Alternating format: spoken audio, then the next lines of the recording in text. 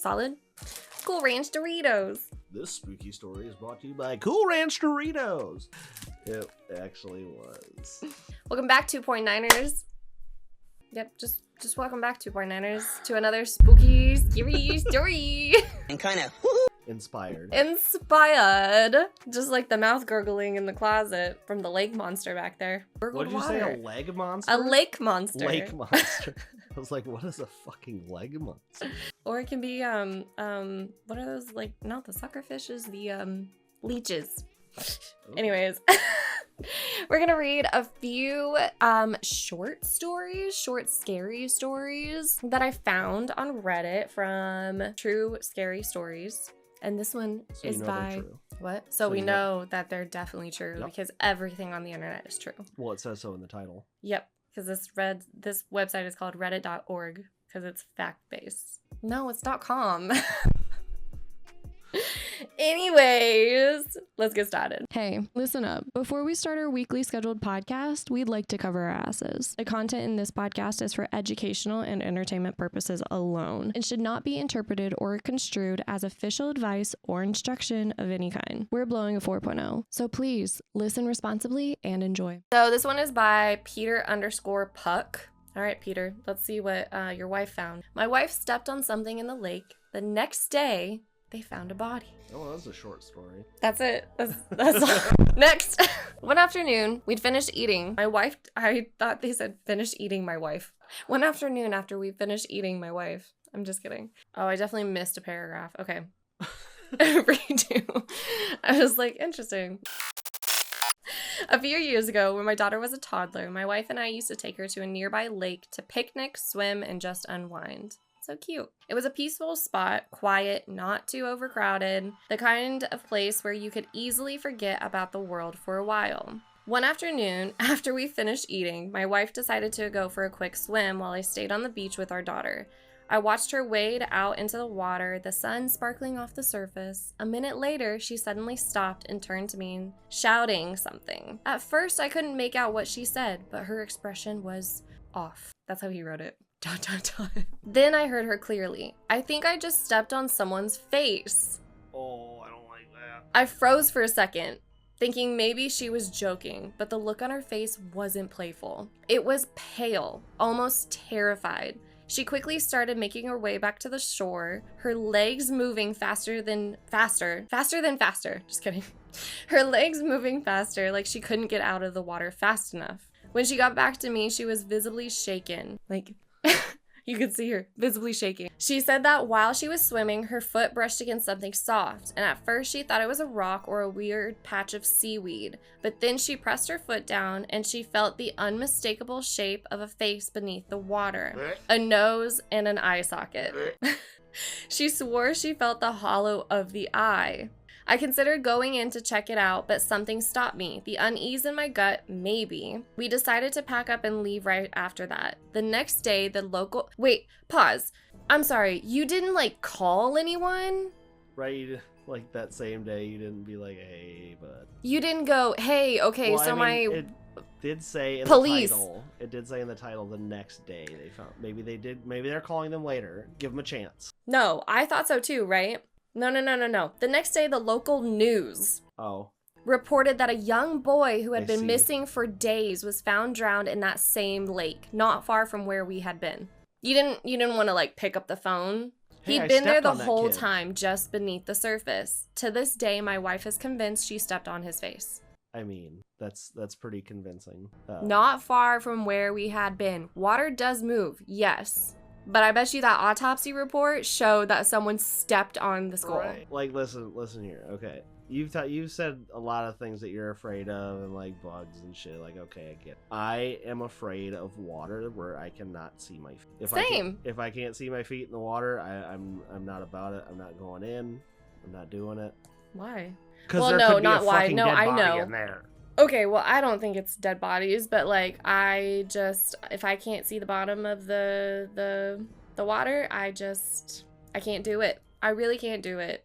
But I don't think of dead bodies, I think of, things biting you. Yeah, like, what if there's a crab down there? It could eat my toes. That's why I don't go in the ocean. Yeah. Have you seen the critters they pull out of there? Fuck no. Mhm. Not And going we've there. only explored like so much of it. Just a little bit of it. A while ago it was only 2% of the ocean, but I wonder how far we've come since then. Mapping wise or actual exploratory missions?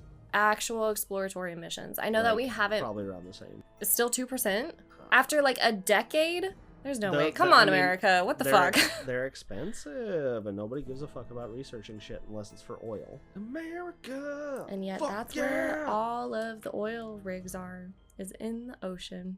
No, you want to hear my scary story? Mm-hmm. That's not actually scary at all. It just was my biggest ever fear in my entire life. Okay. It was on a Navy ship. We were out near the equator in the middle of, like, no land in sight, out in the middle of the ocean. And every once in a while, they'll stop and just let you jump into the open ocean and swim for a little bit. Just like a Was fun, it warm? fun little perk. Not really. But it's next to the equator. You're Well, like like, on top of the well, like, we equator. weren't- Wouldn't it be warm? We weren't near any land, though. And? It's deep. Mm-hmm. It just wasn't the warmest Heat thing ever. rises, though. I don't know, man. I don't know what to tell you. Either way, I jumped into the open ocean, and nobody... I was a big tough guy, and nobody could tell. I had a 14-hour panic attack. Wait, why? Jumping into the ocean, dude. Because you can sink for minutes at a time. Well, yeah, but like, did you sink for 14 hours? Did you make it to the bottom? No, I didn't make it to the... I'm I just literally... kidding. Okay, I was going to say, I jumped in and, like, maybe went a foot under from jumping in. Which is normal. Came up, and then, like, fucking, like, my body was seizing. I was panicking so bad. So I, Oh, like, did this no. weird little doggy paddle back over and got... Oh, my God. That's hilarious. Like, that, it just... That is my biggest fear, is the open ocean. I'm only scared of like water not being see-through is because so my stepfather is really big into like cliff diving, or he was. Ooh, no. And that shit scares the fuck. I've gone twice, right? And it was in, do you know where Inks Lake is? Okay. That cliff is, I think if I remember correctly, 95 feet or something like that. That's a big bitch. Yeah. And I jumped off of that. And I'm terrified of heights, and I'm terrified of water that I can't see through. So like, put two of those together, you want to talk about paralyzing fear? I couldn't move. Like, yeah. So I wouldn't be scared of the water at that point because I would be convinced that I would die upon impact, so it wouldn't be... yeah, well, one of the things that he taught us was as soon as you hit the water, start kicking your feet. Yeah. So you can go up. And that's one of the things that like you learn So you do not die. Exactly. So you don't keep going. And there was a huge, like it wasn't the ocean because it was a lake. The lake was like crashing into the rock. So it would like pull too because it kept going in and I out. don't like the water. So he was like, you have to hit it like a certain spot and you have to jump out far enough. And also, as soon as you hit the water, you need to start swimming up. So all of that's going through my head. And then I go to start climbing back up because you have to climb up the rock wall. And I get to one point and I stop. And I can't make it the rest of the way. He had to climb down, get me, put me on his back, and climb all the way up. Like, I was paralyzed. I couldn't move. But yeah, that's the one thing I was taught is as soon as you hit the water, you start swimming up. And that's the only thing that's ever saved my life in currents. I'm a dry land girly. I've had fish touch my feet, and I'm like, nope, I'm gone. But the water in the Bahamas is really pretty. Yeah. Yep. I've never been to the Bahamas. Been there once, and that's the only ocean I will get into because you can see all the way down. All right, now another story since we're telling 3 short stories at once. 3, I thought we were doing 2. Well, I just told my short story. Well, 4 because you told yours. Oh, I don't put that on the fucking internet. Why? Jesus fucking 14-hour Christ. panic attack by producer. Woo! Oh my gosh. Okay. So this one's off the same Reddit thread, right? Reddit thread? What? Oh, I'm sorry, I didn't want you to start. I apologize. Same Reddit thread. And this one's from Boppo the Mighty. Boppo. Fucking clown. Boppo the Mighty. Apparently you got lost in a forest and it was one of the strangest experiences of your life. Let's see how this takes place. Forests do be scary though. Yeah, especially the suicide forest. Oh, in Japan. Yes. Don't want Logan Paul back in. Sam and Colby went into it too. I don't know They're what that is. ghost hunters. Oh, when are we gonna go do ghost hunting? I will gladly go ghost hunting with you. I will never touch a Ouija board. When are we gonna touch a Ouija board in a haunted house? Come on. In 5 billion years. 5 billion years. Mm-hmm. The following is a story that took place quite a few years back now. However, it still baffles me completely, and I'd like to share it here. I'm a teenager, and I've been in scouting/Boy Scouts for nearly all of my life, and I really enjoyed exploring with my friends and being trusted more. What? Okay. As I'm older now. I'm glad you trusted more. A few years ago, me and two girls named Amy and Harriet, I'm going to assume that that's their fake names, that's their artificial names, were asked to head into the woods surrounding our campsite to find a long, straight stick suitable for carving into a point. Bear in mind, he literally spelled bear as in like bear, like bear. I thought it was B-A-R-E, like your bear, like bear in mind, instead of like... But also to bear a load. I don't know, actual grammatic. I don't know either. Talking shit and you don't even fucking know. Well, he said pointy stick and then the next word is bear, so... My brain said, "Rrr." It's a bear stick. Yep. Bear in mind that I was a lot younger back then. Harriet was older and Amy only 1 year older than myself. Don't know the ages because you never told me. We had been walking in deliberately the same direction as to not get lost and memorizing the surroundings as we went in order to find our way back easily. About 15 minutes in, we couldn't find anything to take back, so we turned around to return to the campsite. That's the initial panic. That's when the initial panic set through. Let me rephrase this sentence again. There's words missing, I'm sorry. That's when the initial panic set in. I'm strapped in back You here, should bud. see where this sentence, it literally says, that's the initial panic set it. He's panicking again. He's having a flashback like, oh, fuck! That's when the initial panic set in. The trees had almost unnaturally knitted themselves together in such a way that it seemed our path was non-existent in the first place, like it had just vanished. We looked around 360 degrees, and now everything looked exactly the same. Trees we could have sworn were different from one another appeared as all copies of the same tree.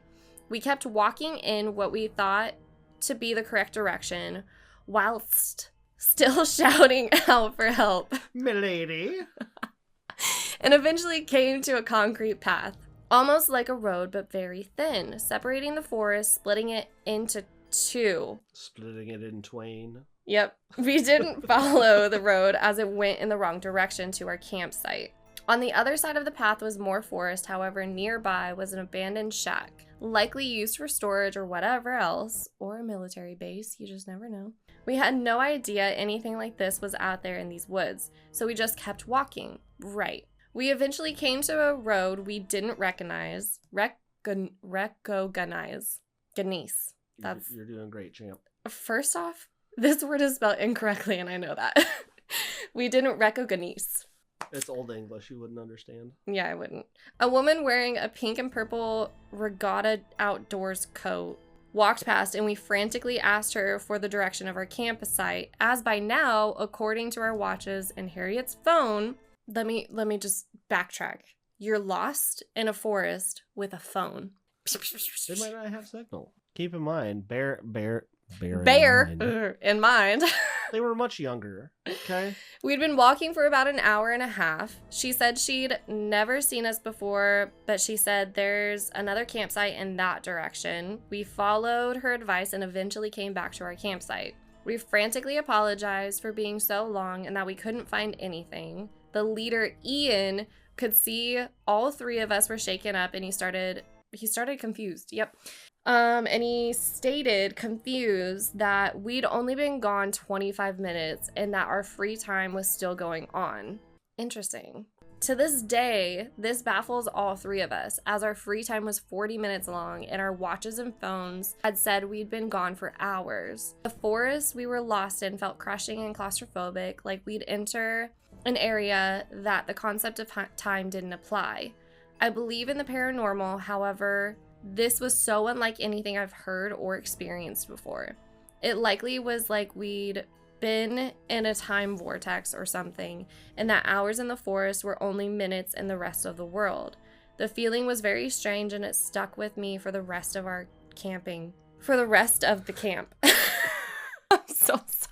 Thanks for reading my story. It's a weird one, but it's true. If you would like to hear more stories from my weird life so far, then feel free to upvote and comment. Comment, like, subscribe. Oh my god, someone literally, oh my gosh. Wait, someone said bear with me too in the comments. What is the coat that this guy said? A regatta outdoors coat. What the hell is a regatta? It's literally a windbreaker. Yeah, yacht coat. Okay, so why did he put that in quotations? I don't know, maybe to be specific. Maybe he's from the East Coast.